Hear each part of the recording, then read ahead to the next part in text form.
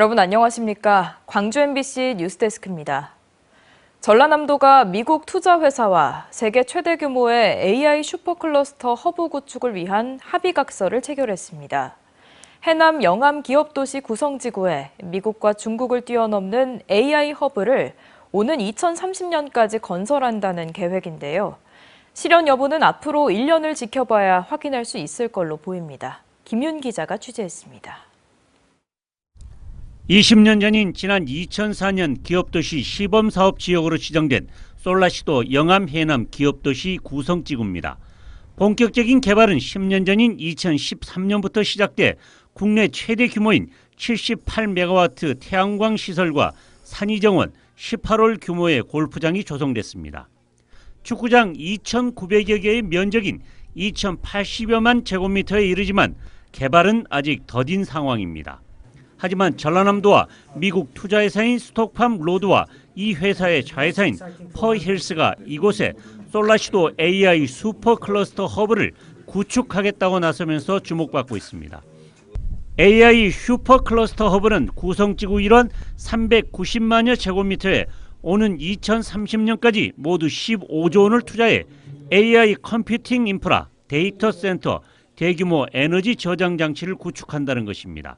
특히 AI 컴퓨팅 인프라는 AI 모델 연구와 훈련을 위한 트레이닝 센터인데 전력 규모가 3기가와트로 미국과 중국을 뛰어넘는 세계 최대 규모로 발표됐습니다.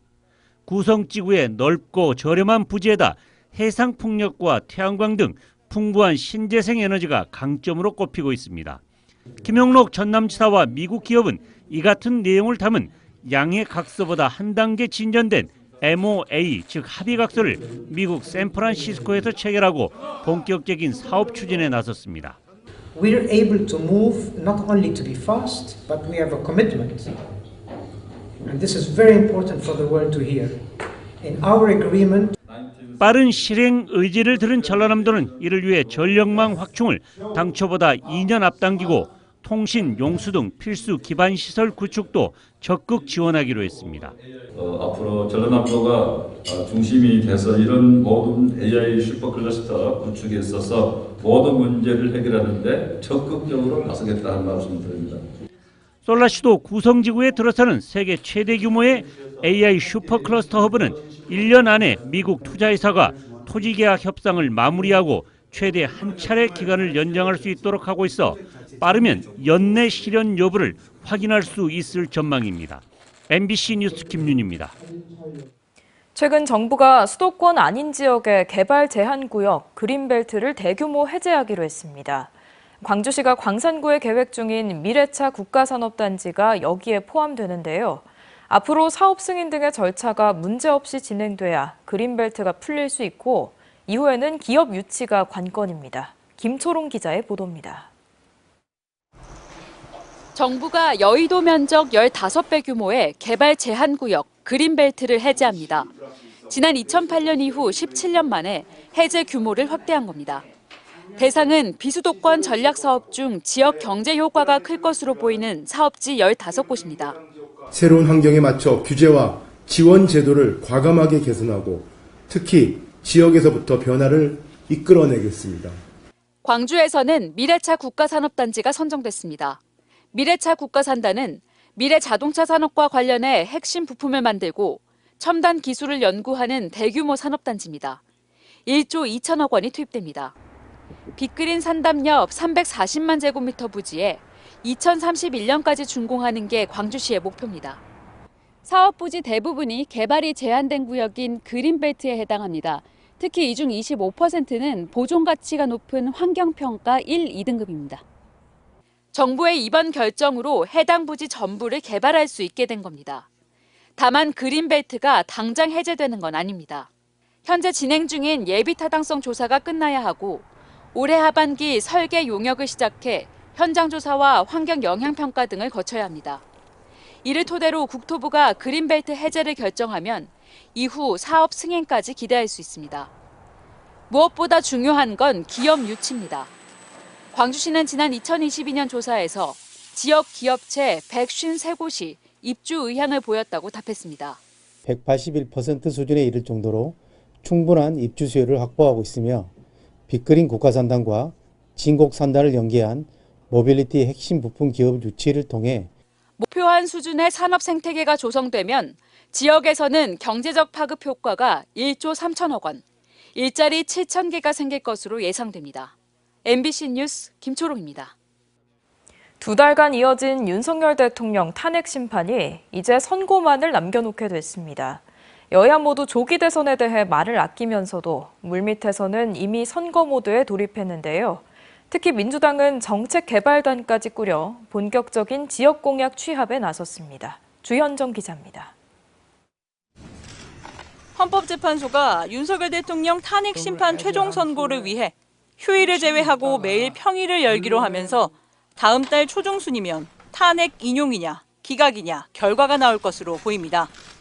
만약 탄핵이 인용되면 2달 뒤 바로 대선이 치러집니다. 정치권은 선거 모드로 전환하는 분위기입니다. 헌재가 본격적인 심리에 돌입한 만큼 공식 언급은 자제하고 있지만 물밑에서는 대선 채비에 들어갔습니다. 민주당은 당장 다음 주까지 대선에 반영할 지역 공약을 취합합니다. 다음 달 7일까지 대선에 반영할 지역 공약을 취합해서 보고하라 이런 지시를 내린 바가 있습니까? 조기 대선이 열릴 수 있기 때문에 실무적 차원에서는 정책 공약들을 조금 정리해둬야 되겠다는 판단을 하고 있고, 그 때문에 지방 공약도 필요한 상황이어서 민주당 광주시당은 최근 정책개발단을 꾸렸습니다. 학계, 지역 전략산업 전문가 그룹 등 외부 인사 11명으로 구성된 정책개발단은 인공지능과 미래자동차, 통합공항 등 광주 핵심 정책 과제를 중심으로 지역 공약 발굴에 속도를 내고 있습니다. 광주의 전략 산업들을 키워내고 그를 통해서 광주가 다시 좀 민생이 회복될 수 있는 그런 방안들을 담아내려고 좀 그 어떤 광주를 만들 것이냐 이 총론을 잘 정리하는 게 저희들 몫인 것 같아요. 국민의힘은 조기 대선 언급이 곧 탄핵 찬성이라며 극도로 말을 아끼면서도 조기 대선에 대비하는 물밑 움직임에 대해서는 부정하지 않았습니다. 아마 특별히 될 거로 생각을 해서 현안 사업 같은 경우는 어떤 개인 생각을 않고 있지만 늘 고민하는 문제 중에 하나입니다. 탄핵이 인용되면 당장 5월 초중순 21대 대통령 선거를 치러야 하는 만큼 야당은 물론 여당도 조만간 정책 선명성을 내세운 조기 대선 국면으로 전환할 거란 전망이 나옵니다. MBC 뉴스 주현정입니다. 5.18 민주화운동의 발원지인 전남대학교에서 윤석열 대통령 탄핵 찬반 집회가 동시에 열렸습니다. 찬반 집회는 50m 거리를 두고 열렸는데 우려했던 물리적 충돌은 발생하지 않았습니다. 보도에 김영찬 기자입니다. 이화여자대학교에서 열린 대통령 탄핵 찬반 집회의 모습을 드러내며 물리적 충돌을 이야기했던 극단적인 보수 유튜버들. 이 중 일부가 전남대학교에서 열린 탄핵 반대 집회 현장을 찾았습니다. 보수 유튜버들은 집회가 시작되자 욕설과 지역 비하 발언 등으로 광주 시민들을 자극합니다. 여러분들이 가난하고 못 사는 것은 민주당의 정책 때문입니다. 불과 50m 떨어진 거리를 두고 탄핵 찬성 집회도 동시에 열렸습니다. 전남대학교 총학생회 등 10개 단체는 5.18 민주화운동의 발원지인 전남대에서 내란 옹호 세력들이 5.18 정신을 더럽히는 꼴을 두고 볼 수 없다며 탄핵 반대 측과 극우 유튜버들을 거세게 비판했습니다. 그러면서 찬반 갈등을 끝내는 건 대통령의 조속한 파면이라고 강조했습니다. 지금 광장은 윤석열 파면 촉구의 외침으로 가득 차 있다. 우리 국민은 윤석열 탄핵 초추안을 가결시키고 윤석열 구속과 체포를 이뤄냈다. 시민들도 민주화운동의 성지인 광주에서 비상계엄 사태를 옹호하고 지역 비하 발언을 일삼는 극단적인 유튜버에 대해 강한 불쾌감을 드러냈습니다. 광주는 민주화의 성지입니다. 또 전대는 더 그러거든요. 그런데 여기 와서 이렇게 돌아다니고 산다는 것은 정말 생각을 할 수 없어요. 굳이 지역 비하까지 할 필요 있나요? 정책에 대해서만 얘기하면 되지. 이번 집회에서 경찰 측 추산, 찬성과 반대 측은 각각 100여 명이 모였습니다. 경찰은 물리적 충돌을 우려해 가동 인력을 모두 투입했지만 큰 충돌은 일어나지 않았습니다. MBC 뉴스 김영창입니다. 광양제철소에서 쇳물을 만드는 고로의 수명을 연장하기로 하면서 청소년들이 이를 중단하라는 소송을 제기했습니다. 고로에서는 막대한 탄소가 배출되는데 미래 세대의 환경권과 생명권을 침해한다는 주장입니다. 유민호 기자입니다. 서울 포스코 센터 앞에 모인 청소년들. 광양제철소 제2고로 개수를 중단하라는 펼침막을 들었습니다. 철광석을 녹이면서 석탄을 태우는 생산 방식인 고로. 포스코는 올해 광양 제2고로를 부분 수리해 수명을 15년 더 늘리기로 했습니다. 환경단체는 고로의 수명 연장에 따라 15년 동안 배출될 탄소량이 1억 3천만 톤이 넘을 것으로 전망합니다.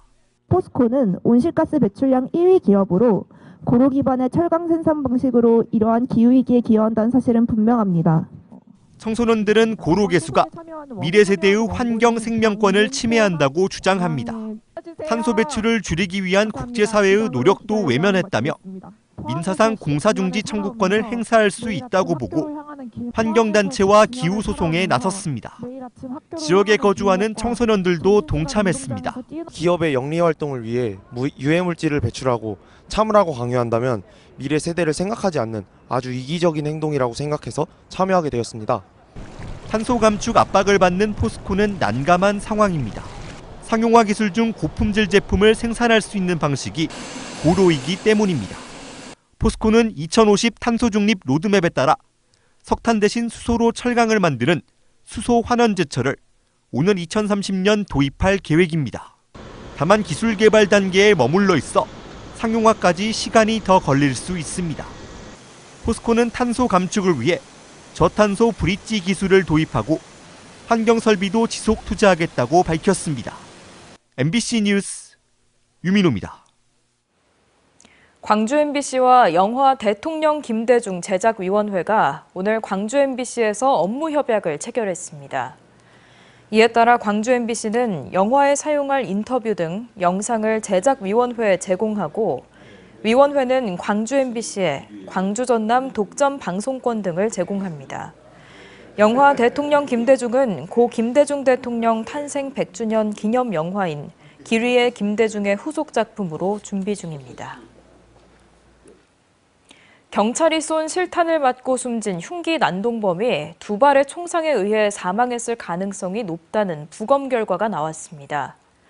광주경찰청에 따르면 국립과학수사연구원이 숨진 50대 남성의 시신을 부검한 결과 총상에 의한 장기 과다출혈이라는 1차 구두 소견을 경찰에 전달했습니다. 경찰이 쏜 실탄은 모두 3발로 실탄 한 발은 남성의 왼쪽 가슴 아래에 다른 한 발은 오른쪽 옆구리 등을 관통한 걸로 파악됐고 나머지 한 발은 빗나간 걸로 추정되고 있습니다. 금속노조 광주글로벌모터스 지회는 오늘 오후 광주지방고용노동청 앞에서 사측의 노조 탄압 등 부당 노동 행위를 비판하는 기자회견을 연 뒤 고소장을 접수했습니다. 참석자들은 노사 민정 중재가 시작됐는데도 사측이 노조 간부들을 업무 방해 혐의로 고소했다고 밝혔습니다.